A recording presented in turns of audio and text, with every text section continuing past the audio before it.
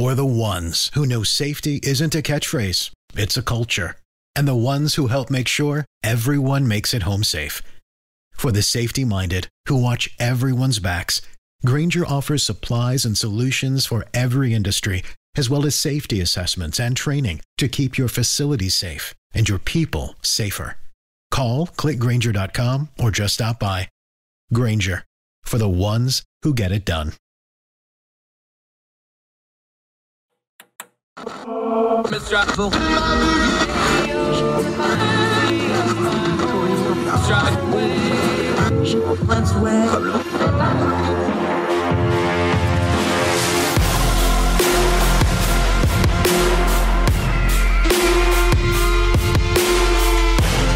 Tell I'm going to have so much fun with this for a lot of reasons I'm not going to bore you with, because this is kind of like going home for me. Dale Cooper, old school, old-timey radio guy back in West Virginia. He's been the operations manager of WCHS for a long time, West Virginia Radio Corporation manager. Great guy, been a Twitter buddy for a while. One of the reasons I got in this business, I get to talk to my Twitter buddies. How are you, sir? I'm doing well. How are you doing this morning? I appreciate the time. All right, you know the rules of this show. If you're West Virginia related, you get bumped to the front of the line. But culture and politics wise, we have a national and international audience. West Virginia been all over the news for the last year. They've read my writings on things like Joe Manchin and the caterwauling out of Washington about our great state. But what is your opinion? What is your perspective there, the perspective of West Virginians? Because once again, we have the national media looking at West Virginia, and sometimes that doesn't match up to how West Virginia sees itself looking back out. Yeah, you know, that's one of the things. And I lived out of the state for a long period of time, from the mid-'90s until about 2010 when I finally came back. And living out of the state, as I'm sure that you found, there's a lot of stereotypes that we assume living here that people have of us, which isn't necessarily true. I think that a lot of times we think that people think about us when they don't. I don't think that the passive thought of West Virginia is anything necessarily negative. It's when things come into the spotlight, and if it has a negative connotation, that you see that happens from time to time when it comes from the media standpoint. As an example, and this doesn't have anything to do with the national political level with like Manchin and so forth, but with Justice's delayed State of the Union address, or State of the State address he gave the other night. He had the thing with the baby dog that he did that got a lot of traction. And of course, that's the thing that gets West Virginia into the national media. You know, it's nothing else that goes on. It's this stupid thing with the governor that happens. Whatever you think of the governor, it was a stunt thing to do. And it was a point from him to do a stunt. I don't really care about that one way or the other, but buddies that I have that I hardly ever talk to, you know, group text that I have, buddies that I talk sports with and stuff like that, but not all the time, a couple times a year or something like that, I was friends with out of state. I had people get a hold of me that day that I hadn't talked to in months. It was like, what's up with the dog? What's up with your governor? It's like, I haven't talked to these guys in forever. And suddenly it's this that triggers them to contact me. And I thought that was probably a pretty good idea of how things go as far as media, as West Virginia is considered outside of the state, and how we see ourselves. Because I think we have a really good media inside the state of West Virginia. Our politicians inside the state of West Virginia, unfortunately, treat the media like the national media. They want that same war in West Virginia that's at the national front, although there's probably not as much difference between your average West Virginians on the left and right as there are, you know, on the national level from left to right. As far as like with Joe goes and Senator Manchin, I've interviewed him, I don't know, half a dozen times or something like that. And Joe is possibly the best politician that I've ever met. Doesn't mean that I necessarily agree or like him or anything else. He's just really good at being a politician. He's positioned himself where he is right now, but I don't know why. I always thought I sort of knew Joe a little bit, and I really don't feel like over the last couple of years, or at least the last year or so, I feel like I've lost a little bit of that resolution on exactly where he is. And the national media just turns it into, you know, poor ignorant West Virginia and this senator that's there who's Republican light or whatever it is. And it really misses the nuance of the situation that we have that goes on here in the Mountain State, I think, to a lot of degree. Yeah, and I think one of the reasons I want to talk to you, because you are a media guy, but you do more local and state level media.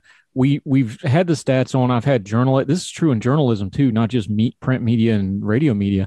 The nationalization of news has really changed how people perceive everything. We don't have the local media we used to have. We don't have the community media we used to have. I think this is a great loss for a lot of us. And I think we're just now realizing it in the way everything gets nationalized. And that's a perfect example where people are just getting kind of the caricatured stories. Not that we're not used to that as West Virginians, but you miss the real stories like, hey, here's a state that looks like it's ruby red on all those election maps, but is really, really nuanced. And there's a lot of cross ideological lines on things like environmental concerns and other things that don't fall under strict lines. You miss the actual stories, don't you?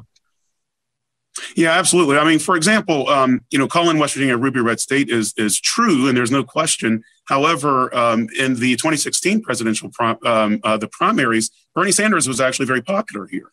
And part of that was cause of dislike for Hillary Clinton, of course. But there is a movement of that sort of a workers' movement that's here that you see usually among younger folks of working age that kind of see things. But an example I was thinking about after we kind of had a top level discussion about this is I was thinking about how cable news has changed so much about what we see. And anytime that you take like a 24-hour news cycle and you try to cram all the news in that, that's going to be a problem. But it's even worse than that when you think about it from the dynamic of local, national perspectives.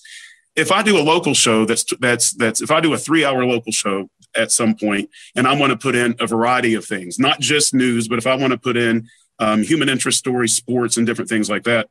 The show that I actually do during the statewide show that I do during the afternoons hotline kind of does that.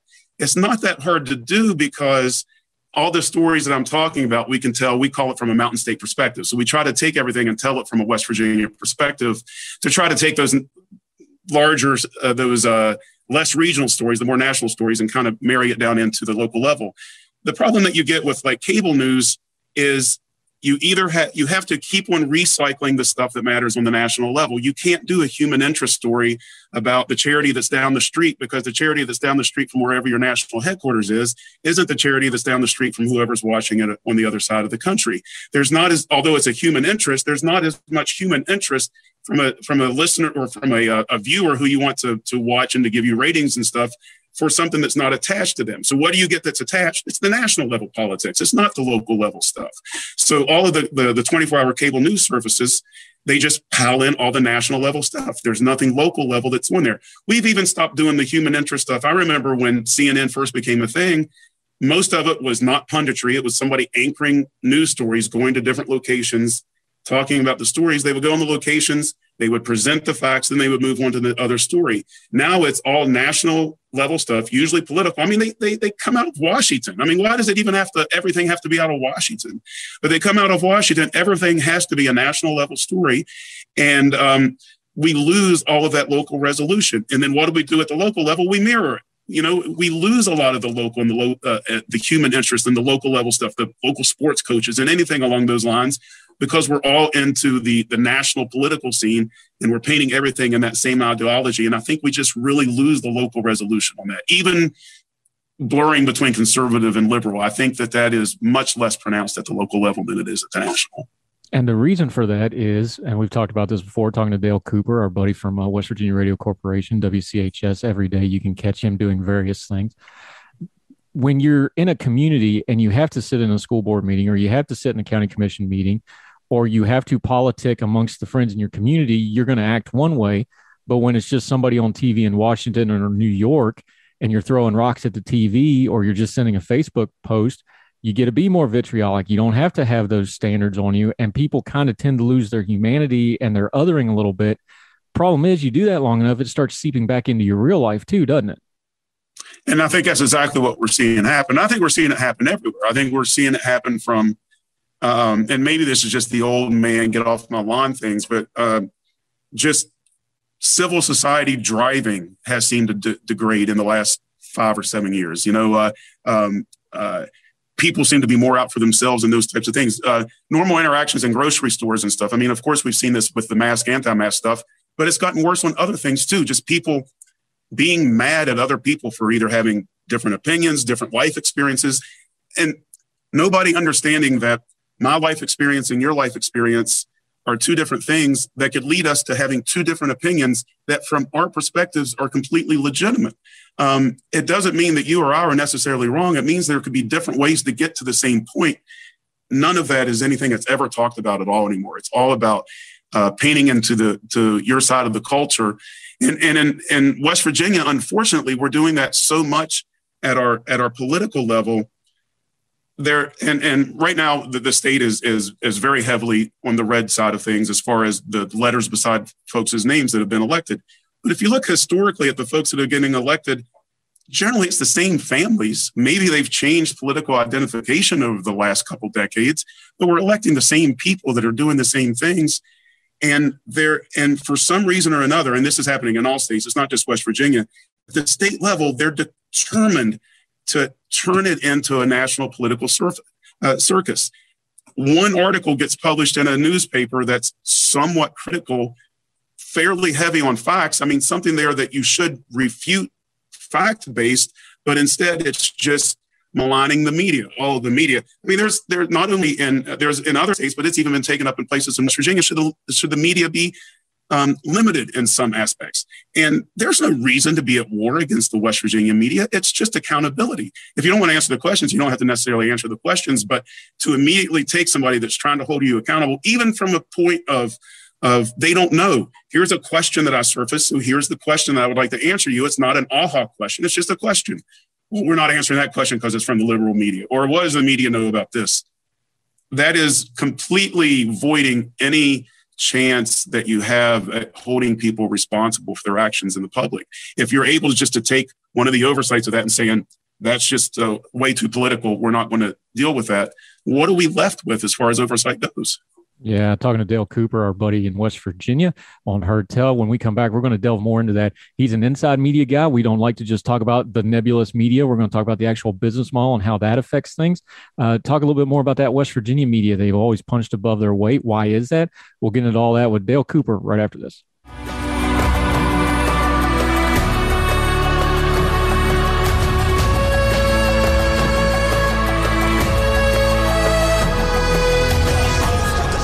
Welcome back to Heard Tell. We're talking to our friend Dale Cooper, radio guy, WCHS, West Virginia Radio Corporation, which does great work. We'll talk about the West Virginia media in a second, but let's back up to something because you're a radio guy. We've talked about how much media changes, but the business model is what really drives media. Something you've talked about, and we've talked about this privately, but we know Rush Limbaugh died here recently. People don't realize, they know his talent, whether you believed his ideology or not, very talented man. His business savvy, the model he predicted of monetizing commentary, it's not just radio. A lot of what you were talking about with cable news, the cable news personality, all of that sort of stuff, that business model and why it's so nationalized, a lot of that goes back to how Rush Limbaugh did his business and the way people came up under that business model and modeled that. And now that's kind of where we got to where we are. And a lot of people, I don't think, realize that. Yeah, that's absolutely true. The amount of impact that he had on political commentary space, you don't have to call it conservative or anything else, just political commentary from a generalist, a non-expert, not somebody with a bunch of letters after his name or something like that. I mean, that's kind of where the talk radio aspect came in. But then through the EIB network and Premier and what Rush was able to do, exactly like what you said with finding the different elements of what he did. I mean, he was into periodicals for a while. People forget he had a late night show.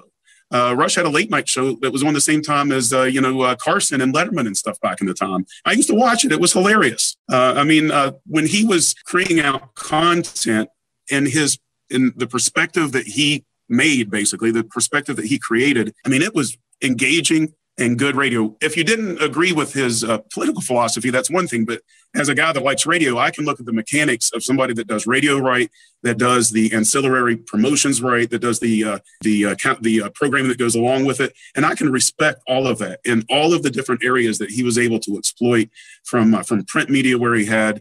Eventually, he got into the more of the digital things and stuff like that. It was revolutionary for what we did in our business. There's no doubt about that. Yeah. And what we have now is another revolution happening where technology, it used to be, we've joked about it, we used to pretend like we'd be on the radio when we were kids. You had to go find somebody that had tape decks and stuff. But now everybody can do this because if you have a smartphone, you are the media. You can make your own TikTok. You can make your own. I do this. I'm doing this from my home. I have a YouTube channel and a podcast, and it's on radio now. This technological revolution with podcasting and what would we call it? Self-media maybe is a good term for it. This is really changing. Yeah, I mean, yeah, I guess, bespoken media, self-media. Yeah, I don't know exactly. There's going to be some term for it probably in the future, but yeah, everybody can be part of the media in some way, shape, or form. How does that change? Because I know our tagline on this show is always turning down the noise. Everybody can talk now. When you're a media manager, you do this for a living. How does that change the dynamic? Because it used to be you were just basically at the top end of the funnel trying to get it to an audience. Now the audience, it's almost inverted now where the audience can pull from anywhere they want. How do you get an audience's attention? This is more of a revolution. This is like a complete flip of the paradigm, isn't it? Yeah, and frankly, that's kind of where we're fighting through right now. I'm taking on some programming things that I'm trying to work through on how to kind of find a way to take traditional radio, because although it's a paradigm shift, I also believe that the people that are listening to content now, that are consuming content now, whether it be on Twitch or YouTube or podcasts, I really think that those people are either direct or adjacent to being talk radio fans. I think that we're really close to where we could get some of those folks over. Right now, I think there's too much of a difference between people that think of talk radio as frankly as being what Rush was, and then podcasting or independent fare being more like what podcast or maybe NPR or something like that is. And I don't think there's as much of a distinction between that. And then when it comes to what individuals are doing, I mean, it's amazing that you get people who start their Substacks. They have their own newsletters. They have their pages. They don't have any necessarily education in the field or something like that. They're either self-taught. And there's a lot of these people. Sure, there's a lot of junk. You can find a lot of junk, but there's a lot of people that do such exceptional work. And I think as professional broadcasters, we have to find a way to either invite them into the fold or adopt some of the styles it is that they're doing in order to stay relevant, because people are going to be consuming more of that type of content than what we consider to be the professionally produced content. I don't know that there's going to be much of a market for that in 5 years. No, because what it is I think people want real. And when things went nationalized, there's a lot of, everybody copycats everybody. We all do that. But that it gets to be so much sameness that people just want something different. Let's loop back to where we started, because I always want to talk West Virginia with folks. But I've said it for years, and you mentioned it without having to be prompted. West Virginia has always had media that punches above its weight. They've had excellent media. The Charleston Gazette had a Pulitzer in recent memory. WCHS, the news station, Metro News has always been good. What is it about West Virginia media, why they're so good? Is it out of necessity because it's kind of all we got? Because it went from one dominant party to the other dominant party. There's been all kinds of government accountability issues. Is it just people wanting to know what's going on? Why is the media in West Virginia so good when, by all accounts, it probably doesn't have any right to be as good as it is?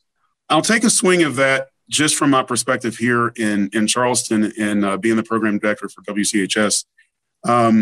As far as swinging out of your market, CHS has 20 some Marconis, I think, a bunch of Murrows on the national level, not just coverage.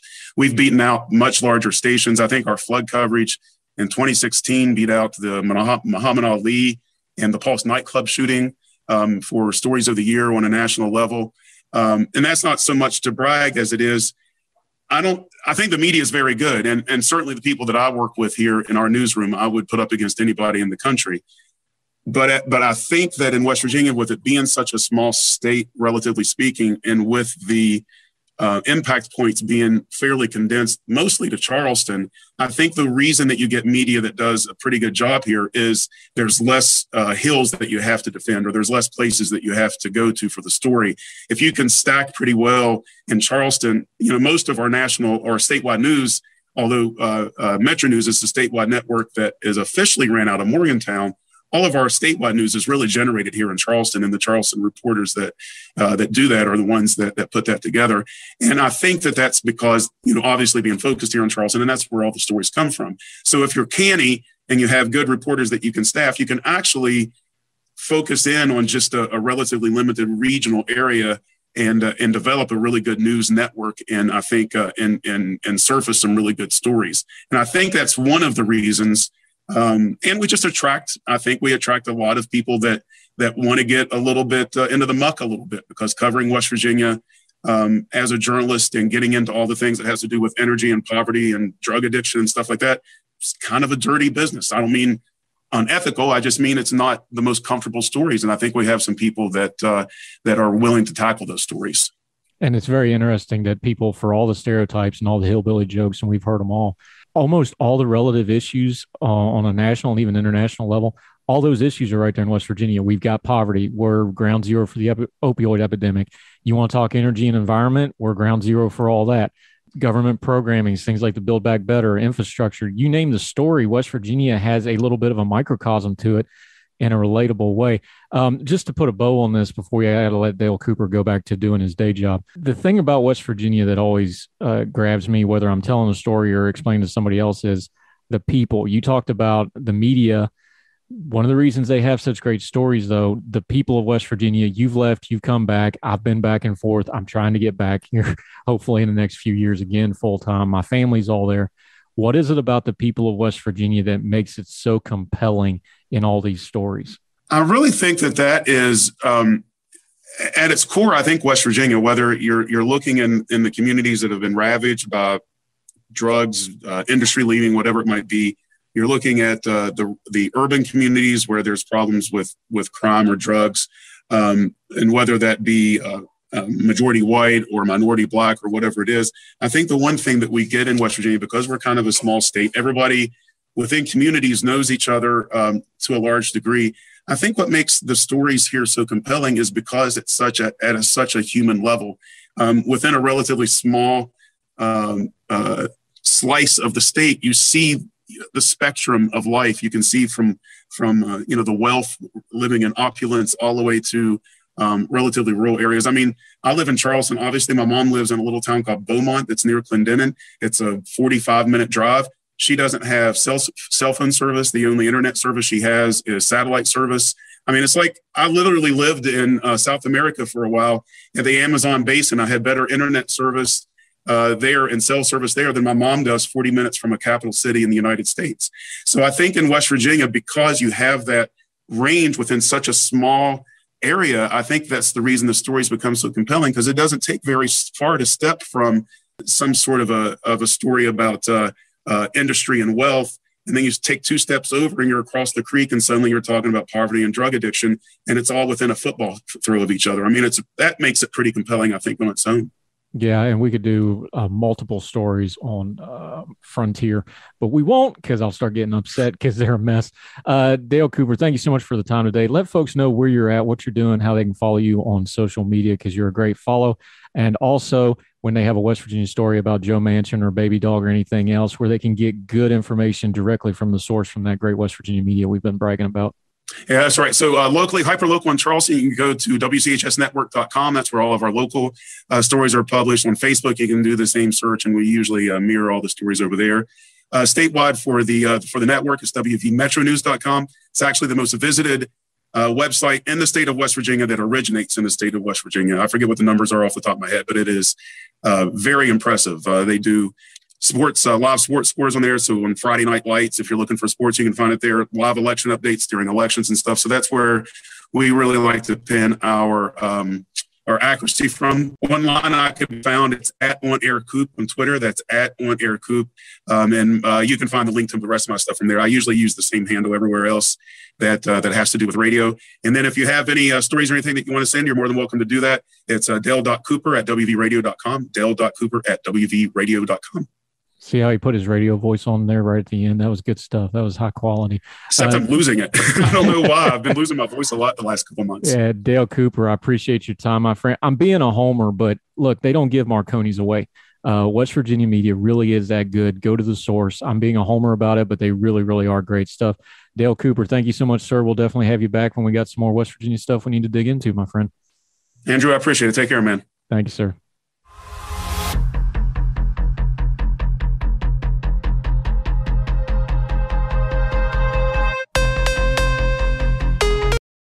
For the ones who know safety isn't a catchphrase, it's a culture. And the ones who help make sure everyone makes it home safe. For the safety-minded who watch everyone's backs, Grainger offers supplies and solutions for every industry, as well as safety assessments and training to keep your facilities safe. and your people safer. Call, click Grainger.com, or just stop by. Grainger, for the ones who get it done.